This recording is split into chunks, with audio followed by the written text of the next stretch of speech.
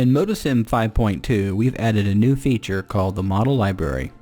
It's a central repository of usable 3D models. Model Library is simple to use. Just select the icon under the Home tab.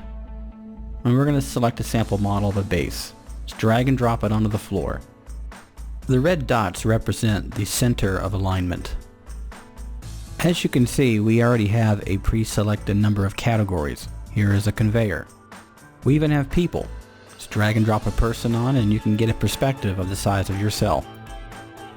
One of the best features of the model library is the ability to add end-of-arm tooling, which will include its mass, adjusted TCP, and other various tool data, all without having to type it in or align it.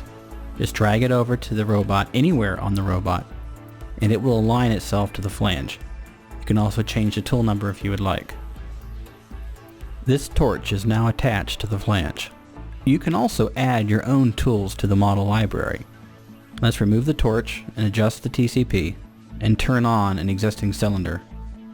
It's already aligned, so now we're just going to right click and say Add Model Library. You can either make it a tool or a workpiece.